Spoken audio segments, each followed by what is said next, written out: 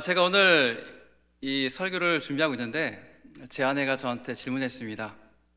이 설교할 때 떨리지 않아요? 이렇게 묻더라고요. 제가 그래서 대답했습니다. 설교하는 건 떨리지 않는데 잘 전하는 게 떨린다고 말했습니다. 자, 하나님의 귀한 말씀, 그 말씀을 정말로 잘 전하고 진리의 말씀으로 전하는 것이 정말로 두렵고 떨리는 일입니다. 자, 우리 상무교회는, 구미상무교회는 그런 면에 있어서는 정말 좋은 교회입니다. 왜냐하면 하나님의 복음이, 진리가 살아있는 교회이기 때문입니다. 담임 목사님과 그리고 모든 우리 교역자들이 함께 그 진리의 말씀을 전하고 있습니다. 자, 오늘도 우리가 하이델베르크 문답, 요리문답 두 번째 시간 나가는데요, 바로 성경에 있는 중요한 내용들을 요약해서 우리에게 알려주고 있습니다. 자, 오늘도 이렇게 나갈 텐데요, 먼저 이 하이델베르크 요리문답이 만들어진 우리 하이델베르크로 한번 가보겠습니다. 자, 보시면 어떤가요? 아주 아름다운 도시죠? 독일에 있는 아주 아름다운 도시입니다. 바로 이곳에서 하이델베르크 요리문답이 많은 사람들에게 하나님의 바른 복음을, 진리의 말씀을 가르쳐주기 위해서 요리문답을 작성했습니다. 자, 이런 곳에서 우리가 하나님의 말씀을 묵상하고 또 교리를 공부하면 좋겠죠? 자, 우리에게도 있습니다.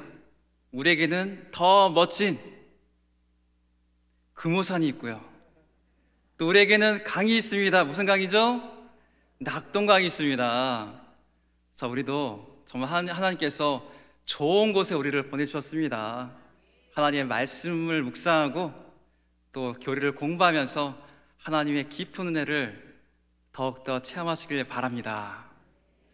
자, 우리 저번 주에 하이델베르크 요리문답 어떤 내용을 공부했는지 기억나시나요?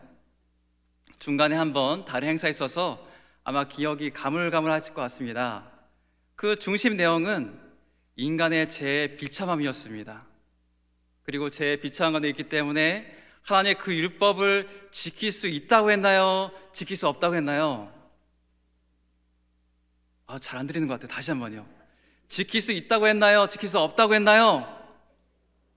맞습니다. 잘 기억하시네요. 네, 우리의 힘으로는 지킬 수 없다고 분명히 우리에게 말했습니다. 자, 오늘은요, 우리가요, 이어서 하나님의 공의에 대해서 우리가 더 알아보도록 하겠습니다. 자, 우리 인간은 타락했기 때문에 하나님의 율법을 지킬 수 없다고 우리는 알고 있습니다. 그런데 동시에 그 율법을 우리에게 지키라고 하나님께서 우리에게 또한 말씀하고 있습니다. 행할 수 없는 말이죠. 행할 수 없는 일인데 우리에게 지키라고 말씀하고 있습니다. 자연스럽게 우리에게 일어난 질문이 있습니다. 할 수 없는 일인데, 사람이 행할 수 없는 일인데 지키라는 것은 부당한 일이 아닌가요? 하나님의 요구는 너무나 부당한 것이 아닌가요? 이런 마음이 우리 가운데 듭니다. 부당하죠. 지킬 수 없는데요. 만약 다른 사람이 나한테 그런 말을 한다면은, 내가 할 수 없는 그것을 하라고 해독한다고 하면은 그 사람이 나를 미워하나? 나에게 무슨 억하심을 가지고 있나? 이렇게 생각할 수 있습니다. 만약 회사에서 그런 일이 일어나면 어떻겠습니까? 지금 나를 나가라고 하는 건가? 이런 마음이 우리 가운데 찾아옵니다. 그런데 사람도 아닌 우리 하나님께서, 사랑의 하나님께서 그렇게 우리에게 말씀하십니다. 당연히 하나님께서 은혜가 많으신데 너무 무자비하신 거 아닌가? 이런 마음이 우리에게 찾아옵니다. 사랑의 하나님 맞나? 정말로 선하시고 정의로우신 분이 맞나요? 이런 마음이 우리 가운데 듭니다.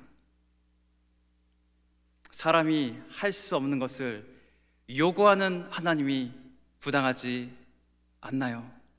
자, 이 질문에 대해서 우리 하이델베르크 요리문답은 우리에게 답해주고 있습니다. 우리 하이델베르크 요리문답 구문을 보겠습니다. 자, 한번 보여주세요. 자, 제가 먼저 질문을 읽으면요, 여러분이 대답을 한번 읽어주시겠습니다. 제가 먼저 읽겠습니다.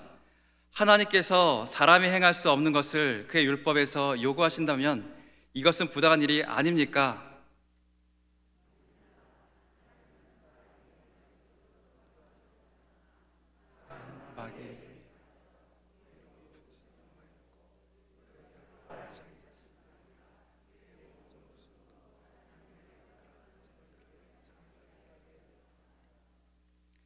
자, 이 난처한 질문에 대해서 답을 해주고 있는데요, 우리가 이것을 해결하기 위해서는요, 우리의 원래 상태를 알아야 합니다. 하나님께서 지으신 인간, 최초의 인간, 바로 아담의 상태를 말이죠. 자, 하나님은 아담과 하와를 지으시고 보시기에 좋다고 말씀하셨습니다. 하나님의 형상으로 지으시고 하나님의 의를 행할 수 있는, 하나님의 선을 행할 수 있는 존재를 만드셨기 때문에 보기만 해도 너무나 좋으셨습니다. 의를 행할 수 있는 존재, 선을 행할 수 있는 존재가 바로 아담의 모습이었습니다.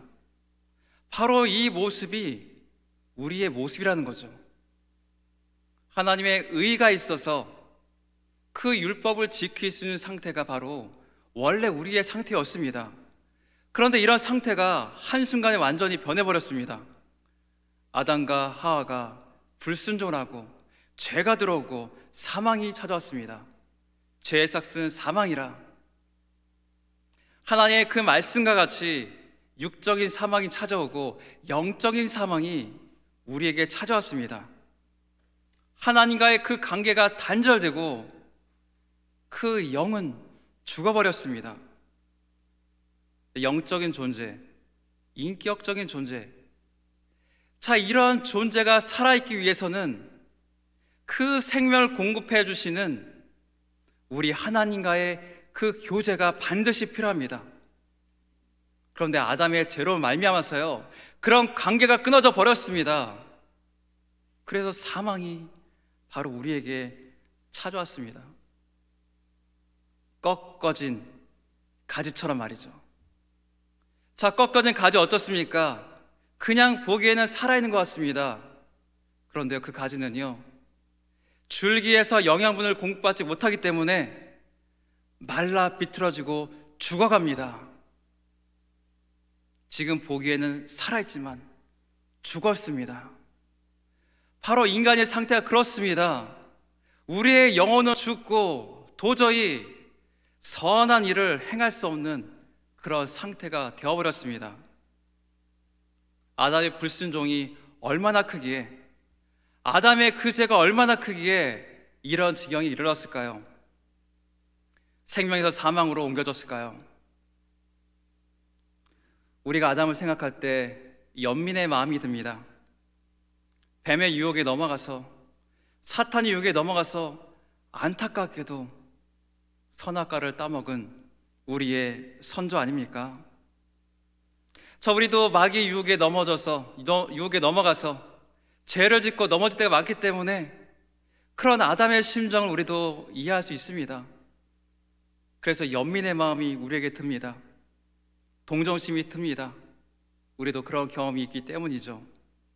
그런데 성경은 이 아담의 사건을, 사탄의 유혹에 넘어간 사건을 단순한 실수라고 말하지 않습니다. 하이델베르크 요리문답 구문, 우리가 읽었던 거기에 보면은 한 가지 눈에 띄는 단어가 있습니다. 고의로. 고의로가 뭔가요? 일부러 했다는 거죠. 의도를 가지고 내가 하는 행동에 의식을 가지고 했다는 겁니다. 자, 반성문을 쓰거나 우리 사과문 쓸 때 자주 쓰는 표현이 있습니다. 제가 그런 의도를 가지고 그런 것은 아니고요, 그런 의도로 한 것은 아니지만 피해를 줘서 죄송합니다. 하나같이요, 제가 고의로 그런 것이 아닙니다, 의도를 가지고 그런 것이 아닙니다, 이렇게 말합니다. 왜냐하면 고의로 했다고 하면은 그 죄가 더 커지기 때문입니다.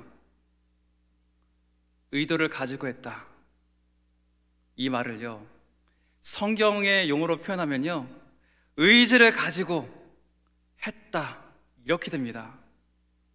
하나님께서 아담에게 주신 그 자유의지, 그 의지를 가지고 하나님과 같이 높아지고 하는 그 열망을 가지고 그 선악과를 따먹었다고 말하고 있습니다. 하나님과 같이 높아지려 가는 그런 마음, 그렇게 높아져서 하나님과 맞먹겠다는 그런 마음, 그런 의지를 가지고 불순종하고 죄를 짓게 되었습니다. 아담의 죄는 결코 실수가 아닙니다. 하나님을 의도적으로 거역하고 의지적으로 하나님이 되려고 했습니다. 아담은요, 의로움을 행할 수 있는 존재로 지음받았습니다. 자, 이 말은요, 그 사탄의 유혹을 물리칠 수 있는 힘이 있다는 뜻입니다. 물리칠 수 있었어요. 그런데 자기 스스로 의지를 가지고 나도 하나님과 같이 높아지고 하는 그 욕망이 그 안에 있기 때문에 그 사탄의 유혹을 받아들여서 결국에는 불순종의 길로 걸어갔습니다. 하나님께서 주신 그 능력을 저버리시고 말이죠. 인류의 조상 아담의 불순종의 결과가 얼마나 클까요? 우리 한번 로마서 5장 12절의 말씀 다 같이 읽도록 하겠습니다. 그러므로 한 사람으로 말미암아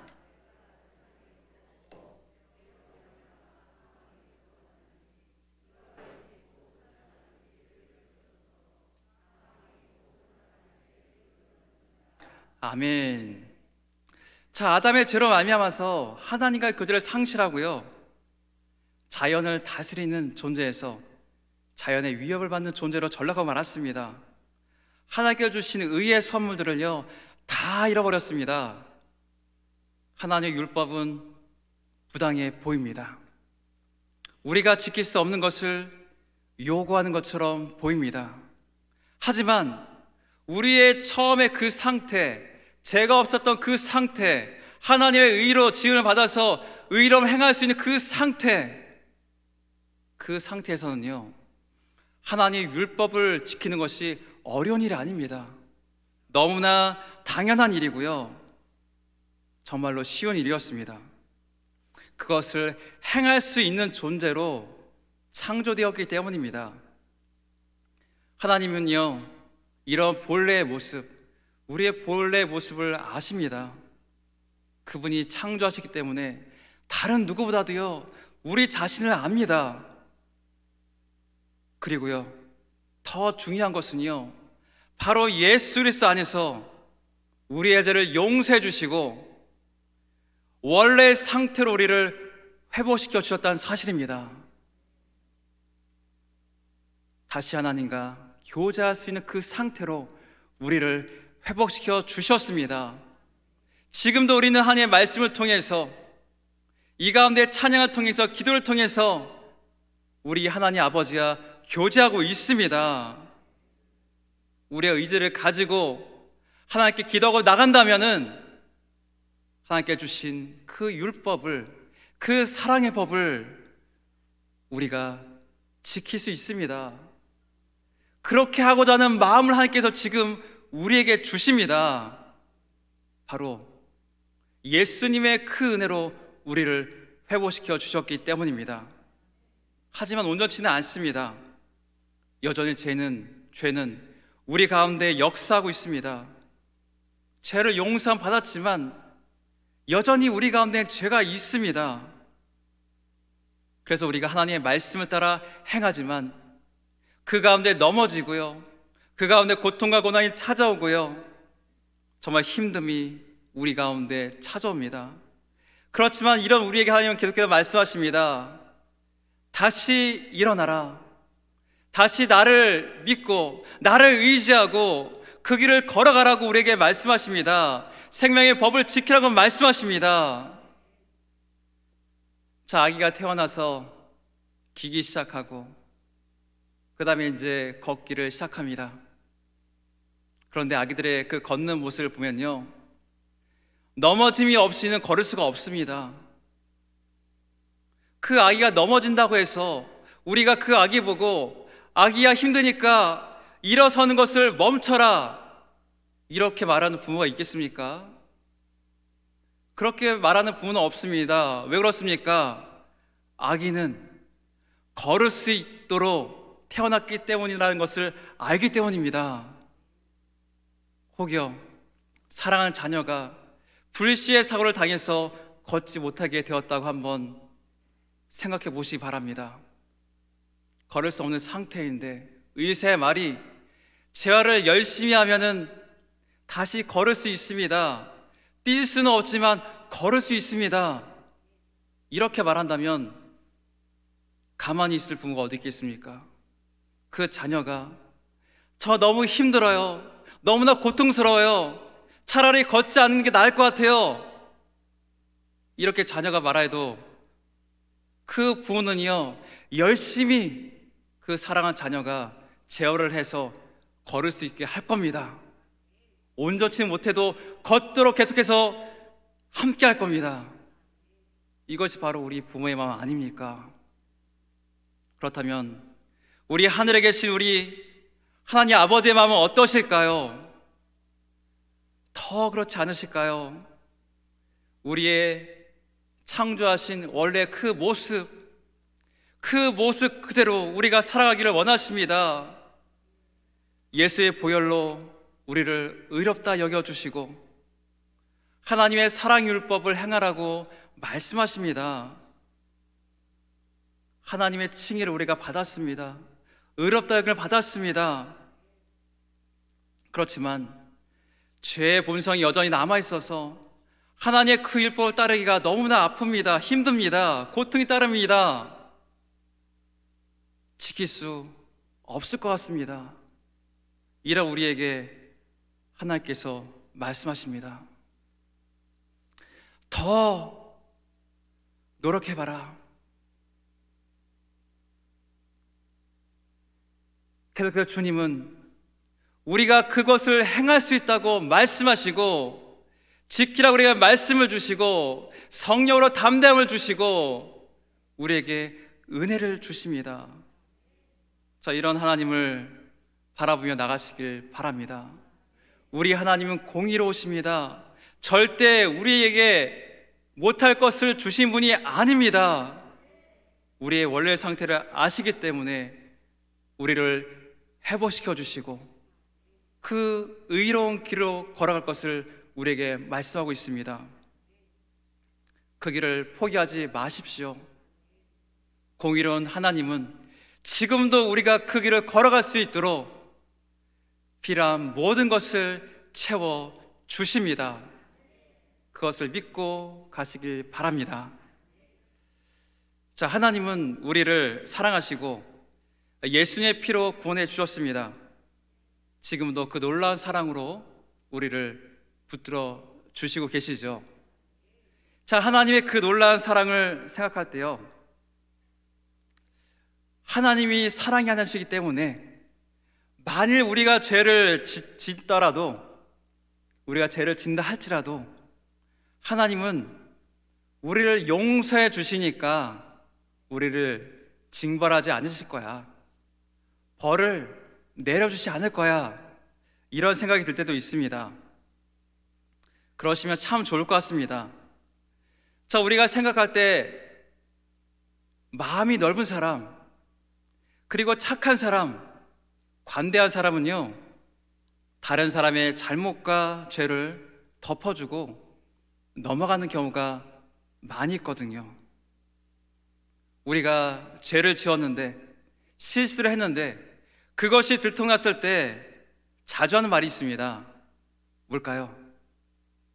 한 번만 봐주세요. 한 번만 눈 감아주세요. 자, 우리는 우리 가운데 있는 그 위기를 모면하기 위해서 한 번만이라는 말을 많이 씁니다. 지금 위기를 피하고 싶거든요. 하나님께서도요, 우리의 죄를 한 번만 눈 감아 주시고 한 번만 모른 척 해주시면 얼마나 좋을까요? 그러면 죄에 대해서도 또 율법에 지키지 못하는 것에 대해서도 우리가 부담감이 없지 않을까요? 부담감을 덜 느낄 겁니다. 그런데 오늘 하이델베르크 제 신문에 보면은 결코 그렇지 않다고 말합니다. 자, 제가 먼저 질문하겠습니다. 하나님께서는 그러한 불순종과 반역을 형벌하지 않고 지나치시겠습니까?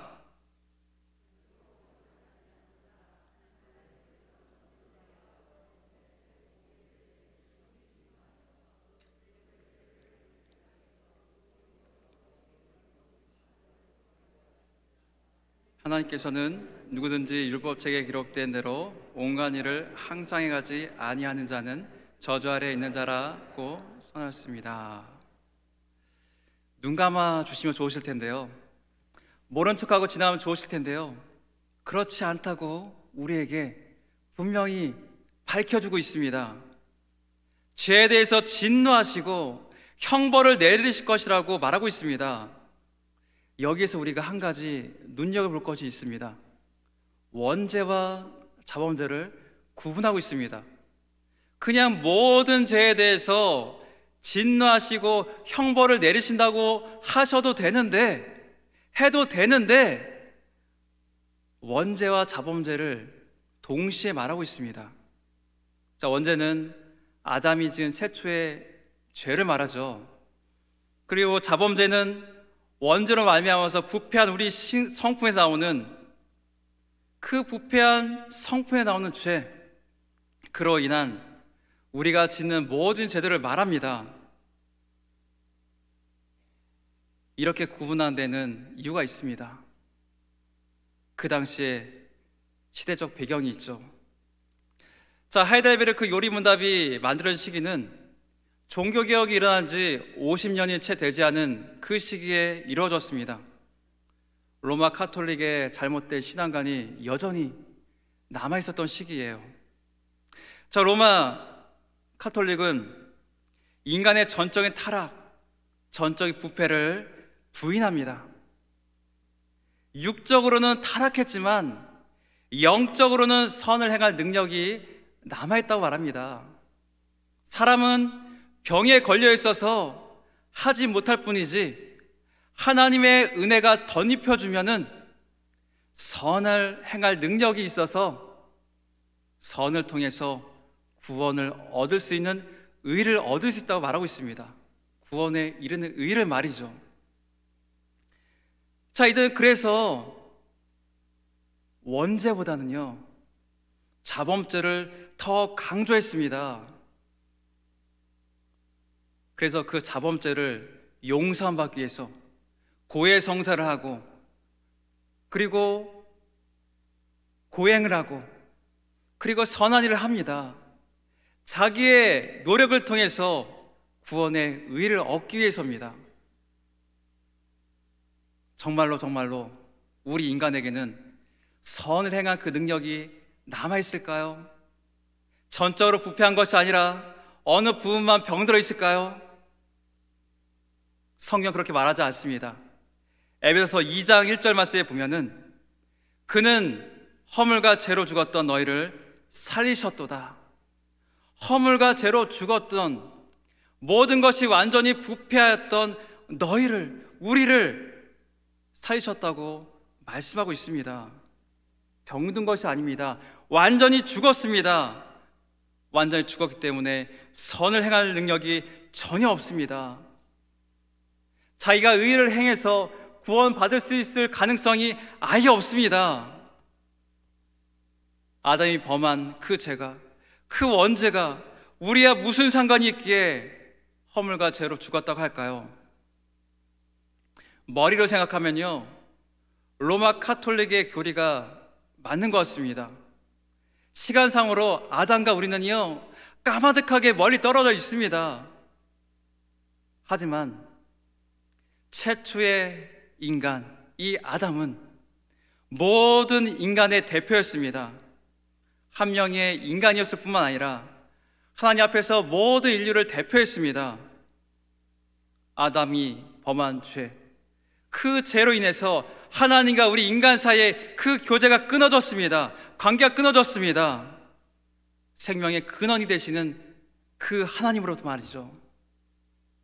영적으로 죽었고 본성으로 그 모든 것이 부패하였습니다.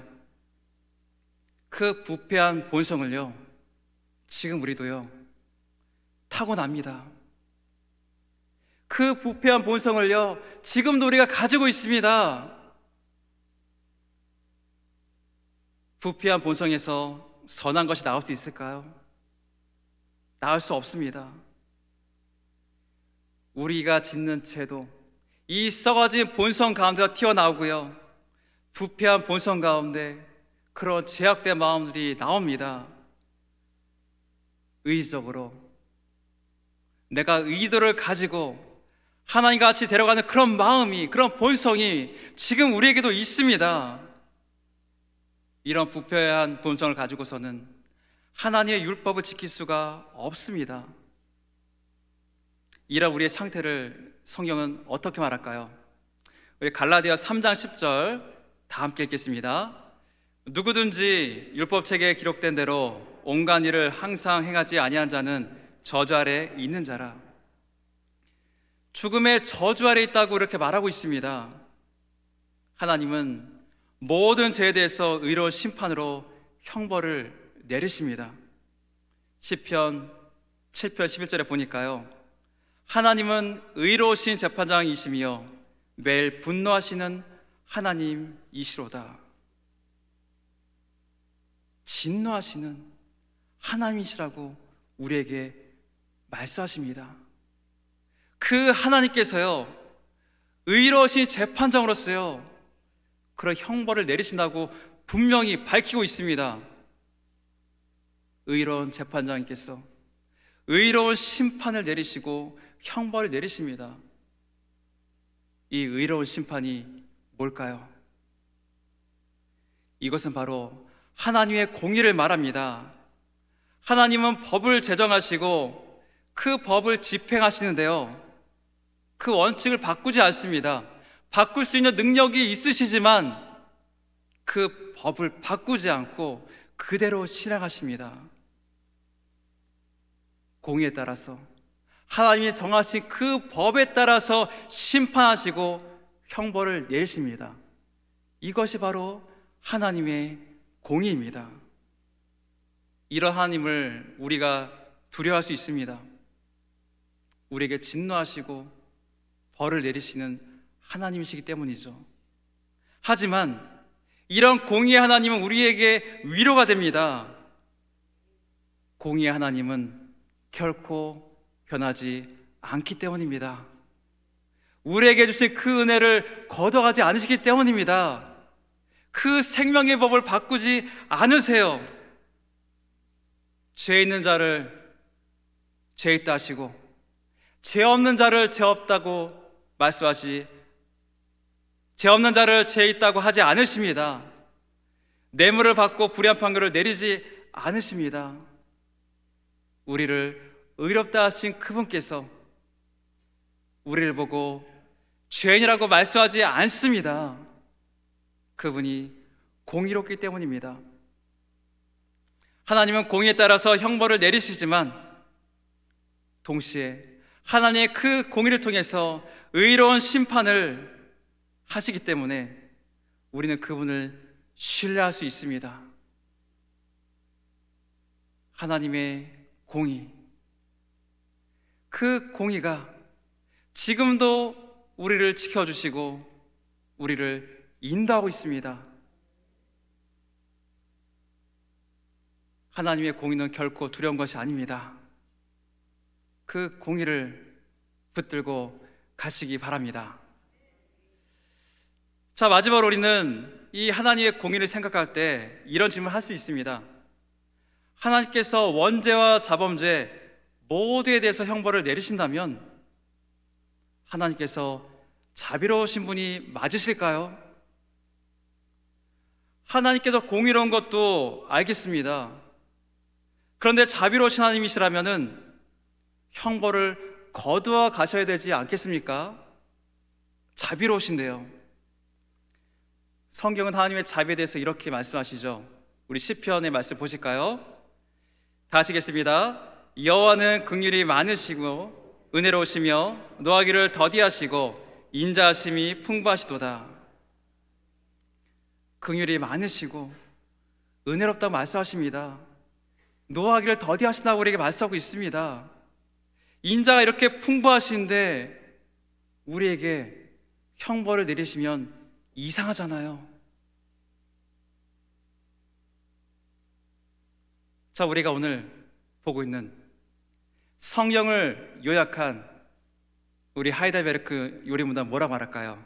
우리 다 같이 11문 보겠습니다. 제가 질문하겠습니다. 그러나 하나님은 또한 자비하신 분이 아닙니까?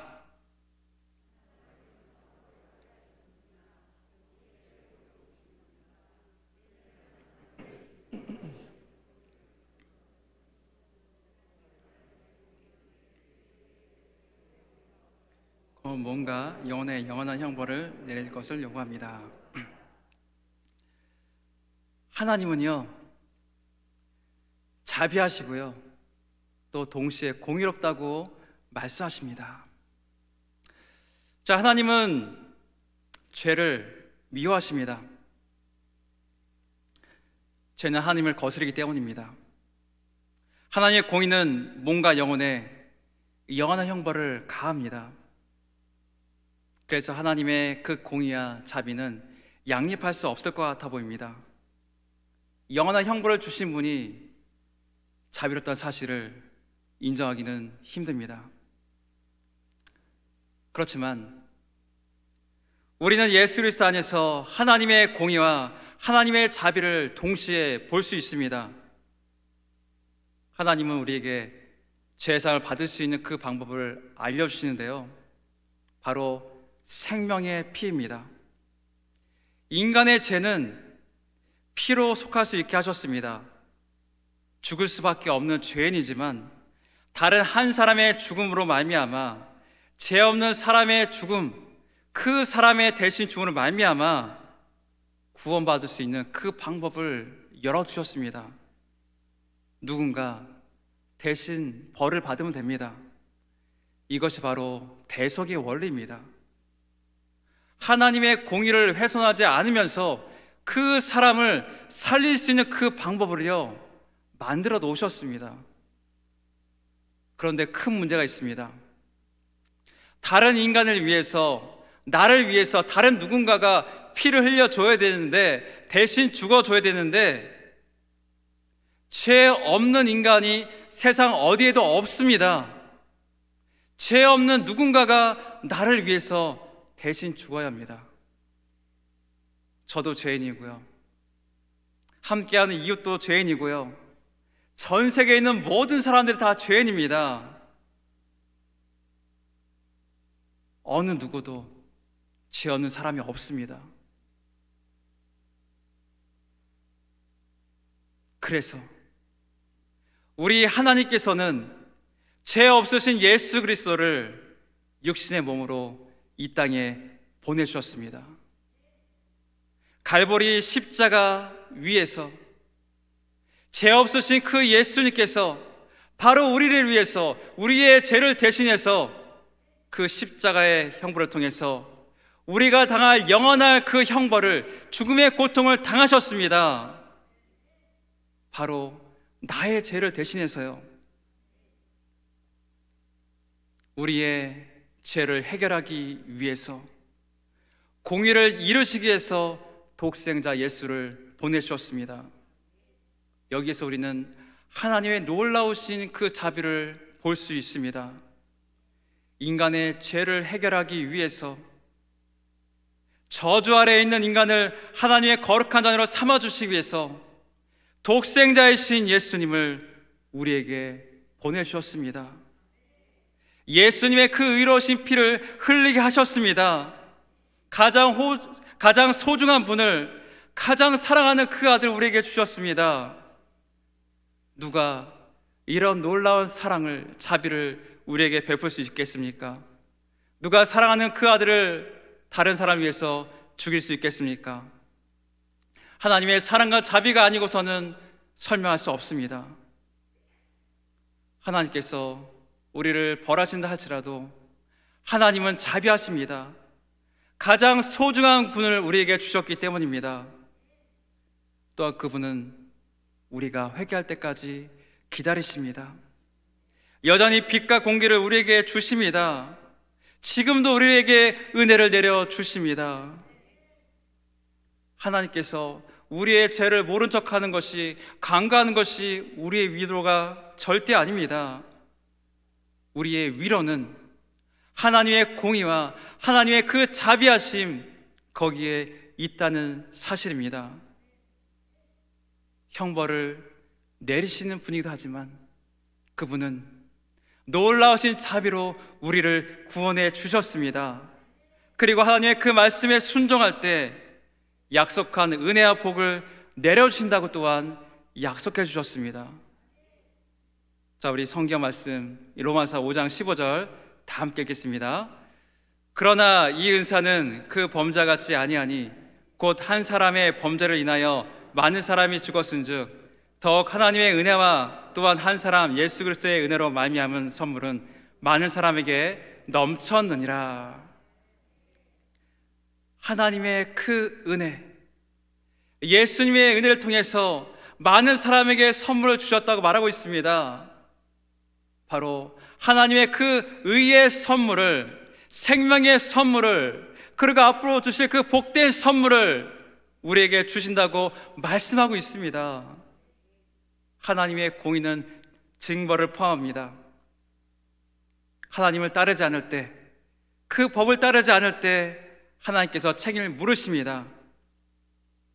그런데 놀라운 사실은요, 이 하나님의 공의가요, 형벌에만 있는 것이 아니라 바로 우리의 제3에도 나타난다는 사실입니다.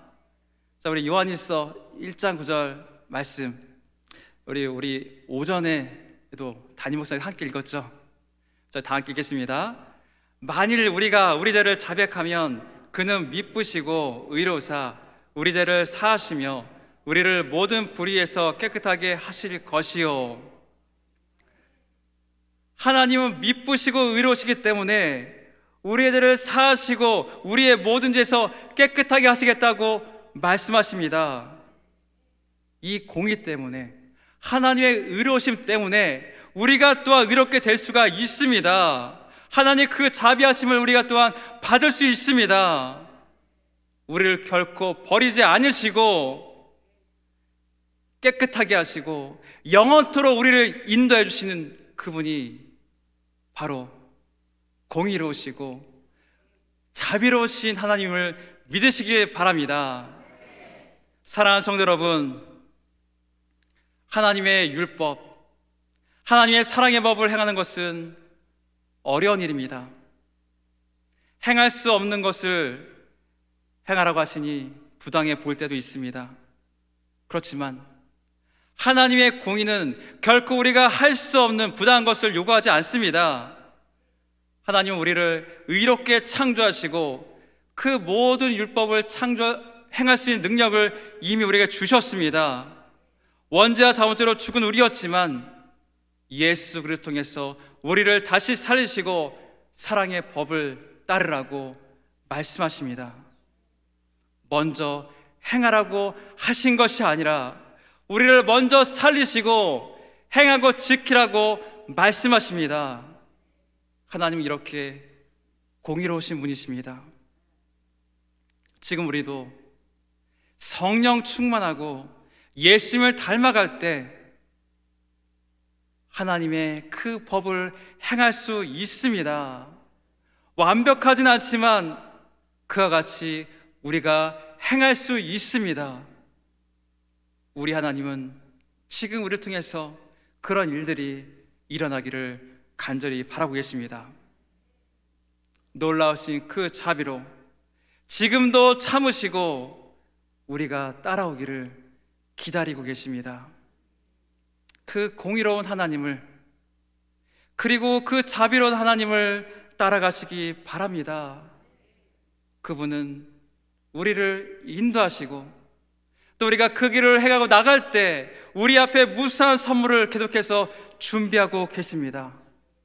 의의 길을 걸어가며 하나님께 준비하신 그 선물을 풍성히 누리시기를 주님의 이름으로 간절히 축원드립니다.